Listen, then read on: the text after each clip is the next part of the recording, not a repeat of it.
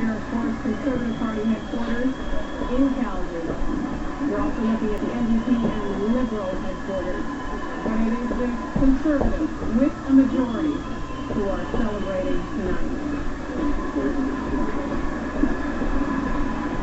Jacques Bourbeau is there in Calgary. Jacques, this is what Stephen Harper campaigned for. He made a calculation right from the start, and he got what he wanted. Well, I can tell you, Donna, that our decision desk has made a lot of Conservatives here in Calgary very, very happy. Our announcement of a Conservative majority has really electrified this crowd. And certainly one of the things I think is going to be interesting is that all through this campaign, Stephen Harper kept asking for a majority, but he never really explained what he wants to do with that, what he could do with a majority government that he hasn't been able to do with a minority government for the past 5 years. And frankly, Donna, it now looks like we're going to find out. Well, not bad for an election that he didn't want, huh? Not bad. You know, Donna, I was in that very room that Jacques is in 2006, and I can tell you, even though the Conservatives won the election in 2006, it did not feel like a victory.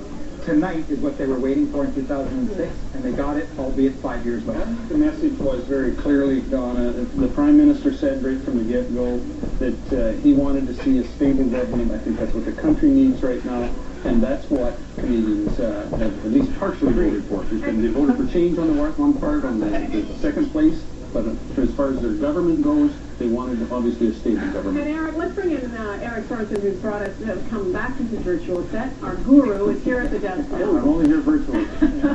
You look real to me.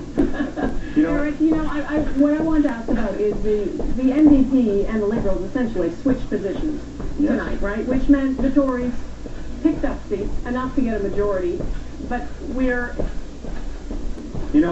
they got what they wanted. The NDP certainly surged ahead, but the vote just switched, didn't it, between the NDP and the Liberals? Yeah, essentially. I mean, the vote splits in Ontario is what probably hurt the Liberals most. The NDP has, won lots of seats in Quebec. They have delivered some seats probably to the Conservatives in Ontario, and there may be even more seats for the Conservatives to pick up the rest of the way. But it leaves a very funny situation where you have the two parties that were on either side of the issue of national unity, the Liberals decimated and the Bloc Québécois decimated. And I'd be interested in Jay Hill and Sheila Copps talking a little about where this leaves the national unity question, because the Conservatives are going to have a majority, but it's not a Mulroney majority. It's not a majority with nationalists in part of that Quebec caucus. And Sheila Copps, I don't know what you think as well about where this leaves that debate, because yes, the Bloc is going away for the moment, but that, as Dennis Trudeau was saying, that's not the end of the separatist notion in Quebec. And where does that leave things if the Conservatives have this type of majority? I think it's actually going to put Jack Layton in a very challenging position, because as anybody who's been on the front end of any of those constitutional debates will know, sometimes what people want in Quebec, they don't want in other parts of the country, and it's very difficult to square that circle. When you don't have members, it's okay because you can take the position, but when you have members across the country, you sometimes have to be more balanced in your approach, and that could represent a potential danger, because the Bloc cousin, Pauline Marois and company, are going to be looking for any excuse they can to sort of torch Canada. Let's just check in at Conservative Party headquarters, Stephen Harper's headquarters in Calgary. Peter Harris is down in the crowd there. Huge celebrations, Peter. Well, Donna, as it was lurching towards majority territory, this crowd was going back and forth saying, one more. So as each seat was piling on towards that majority marker that we announced, they were looking for it. Now, this group especially was raucous. They were extremely loud. I think this is something that Stephen Harper was talking about all through the campaign. He's worked for years for this. And here's one supporter that was particularly loud in the crowd. So now I'm putting you on the spot. What do you think now that it's actually happened? I am so thankful that Canada's going to have a strong government. I was a little worried, and now my heart is at rest, and I can start partying. What were you worried about? I was worried about another minority government, and to be frank with you, an NDP opposition on that. It wouldn't have worked out well for Canada. It wouldn't have worked out well internationally, and it's so good to see that the left vote is split, and the Conservatives are in. They went right up the center, but I mean, you have the NDP now. Jack Layton will be staring down Stephen Harper in the House of Commons. I mean, does that change the dynamic a bit? Oh, of course it's going to change the dynamic. You have an NDP opposition. Who would have ever thought that could have happened? However, you're going to have an NDP opposition.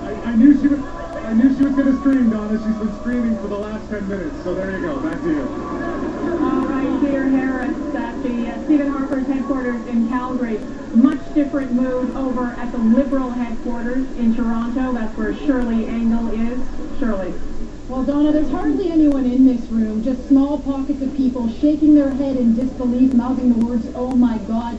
This is a night of unprecedented defeat for the Liberals in many ways. Number one, the Conservative majority. They were trying to prevent even a Conservative minority. Number two, for the first time in history, losing official opposition status to the NDP, and in a brutal way that we still don't know if it's even worse than 1984. We still obviously haven't seen all the seats. And now we hear that Michael Ignatieff's seat here, the seat of the leader of the party, might not even be safe. We don't know. There are Liberals in the Greater Toronto area, the last Liberal stronghold, people like Mark Holland, Ken Dryden, Martha Hall Finley, Dan McTague.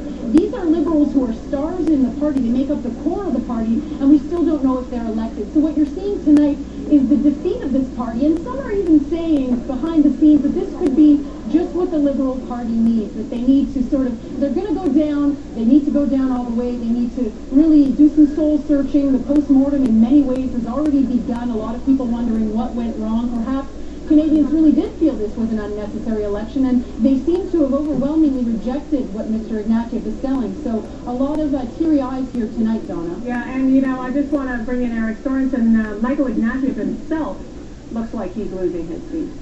He does, and one of the things we'll be watching for in some of these ridings is was it an outright win for the Conservatives, or did they stand still with their votes while the NDP took votes away from the Liberals? If that happened in that riding, another Liberal, in this case the leader of the Liberal Party, going down, and of course there will be leadership questions, which there would have been after this result anyway. And there is one party tonight who can't believe their good fortunes. That is the NDP. That's where Mike Drolet is at NDP headquarters in Toronto tonight. Mike? Yes, this is a stunned group of NDP supporters here today. Certainly, they never expected to get over 100 seats. I don't know what's more shocking, the NDP result, the Liberal result, or the Bloc result. I lived in Quebec for a couple of years, and I'm absolutely stunned by that. Now, the one thing that you guys were talking about on the panel was that Carl Boulanger did a lot of work to try to build up the NDP and to set the policy in Quebec to try to woo Quebec voters. Well, you could argue now that he has an even bigger job ahead of him, because they have a lot of Green MPs. A lot of people who, I believe the number was 61 in Quebec in terms of the NDP seats. Well, you could argue that 60 of those didn't expect to win, because the one seat that they expected to hold was Thomas Mulcair, and the rest was, sacrificial lambs for the large part. But they kept on going back to Quebec, and he was really forcing the issue there. So they're excited as anybody could possibly imagine they could be. Donna? All right, just a quick thanks, Mike Drolet. Just a quick word from you, Eric, on the fortunes of the NDP. Absolutely historic night for them. It is an historic night for them. There are a lot of voters who may be asking themselves this question, though, which is, for progressives, is this a great night? If you're thinking progressives more broadly in terms of Liberals, Green, NDP, because they have done well, but overall, you now have a Conservative majority government. That they can't be very happy about that. Some progressives, I would say. All right, thanks, Eric. It's now time to turn over our Decision Canada coverage to your local anchors for the next 10 minutes in most markets. Stand by. This is Decision Canada 2011 on the Global Television Network.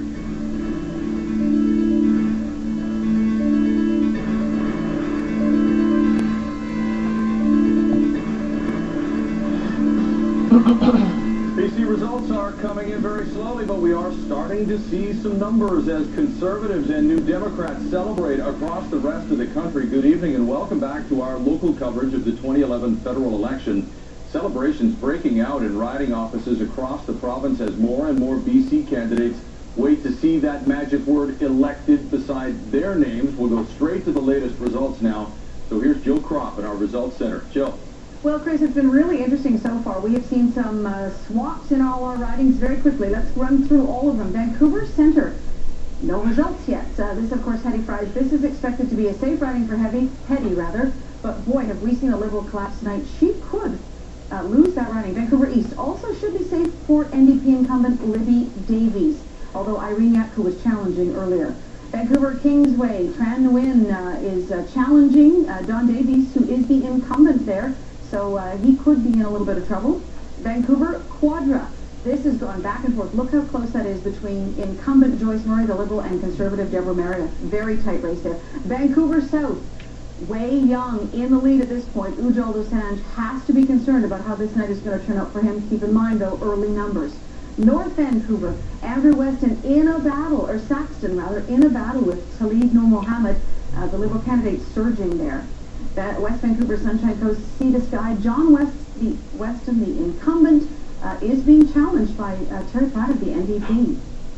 Burnaby Douglas, Kennedy Stewart, the NDP, he is not the incumbent, but this is an NDP riding.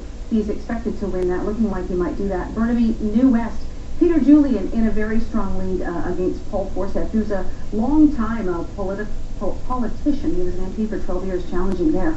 New Westminster, Coquitlam, Finn Donnelly in the lead for the NDP. Diana Dilworth of the Conservatives challenging. She's currently a Port Moody city councillor. She could be headed to Ottawa, depending on how the polls play out through the rest of the night. Delta Richmond East, as expected, the Conservative Carrie Lynn Findlay running away with that one. One of the few where we've seen somebody running away. This as well, Richmond Alice Wong of the Conservatives expected to take this. Looks like she will. In Port Moody, Westwood, Coquitlam, James Moore, the incumbent MP. He is going to win tonight. I'm going to go on a bit of a limb there, but I think he's probably safely got that wrapped up.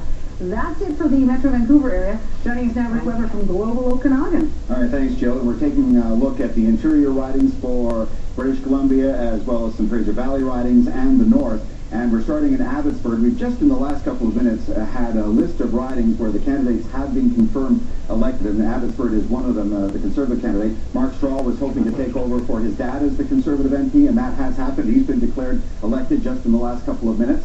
And then in British Columbia Southern Interior, we're watching this riding, the incumbent, one of the only incumbents in the Interior who's NDP, Alex Adamanenko, and he is in the lead right now. Kamloops, Thompson, Caribou. Another riding, you just never know how it's going to go, but the incumbent, Kathy McLeod, is doing well tonight to keep that seat. And our next riding is Kelowna Lake Country. Ron Cannon, the MP for the Conservative MP, has been declared elected in that riding, so no surprise there by any means.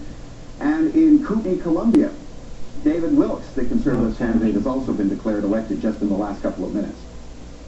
Moving on to Okanagan-Coquihalla, where they were looking to replace Stockwell Day, and there was quite a competition to become the Conservative nominee there, and it looks like the Conservatives are going to keep that riding. In Okanagan, Shuswap, Colin Mays declared elected, longtime Conservative MP in that riding. So again, a lot of Conservatives being elected in the Interior. Dick Harris having no problem. He's been elected many times in Caribou, Prince George, and looks like he's on his way there tonight. And in Prince George, Peace River, Lois Boone is a former provincial politician, and we wondered if she would give the Conservatives a run for money, but the Conservatives are leading there. And in Skeena-Bulkley Valley, the NDP incumbent, Nathan Cullen, is looking like he'll keep his riding quite handily. So that's what's going on in the Interior. And right now we're going to check with Randine for the Fraser Valley and for Vancouver Island. Thank you very much for that, Rick. And we are, even though the Conservatives have been declared the majority government, there's still many interesting races taking place. Right now, there's no polls reporting, but the races between Sip Dhaliwal of the Liberals and Jimmy Sims of the NDP there. In South Surrey, White Rock, Russ Hebert, he's a lock. He's expected to keep his seat, no problem. He should be declared fairly quickly. In Surrey North, Donna Cadman is tight with Jasper Sandhu. She's been called the invisible candidate, and she's going to be fighting for her life tonight. In Fleetwood, Port Calais, again, Nina Grewal should be expected to keep her seat, and she is leading there. In Langley, Mark Warwa has already been declared the victor, 64% of the votes, with 17% of the polls reporting so far. In Pitt Meadows, Maple Ridge, Randy Camp also expected to win that seat, a fairly safe seat for the Conservatives.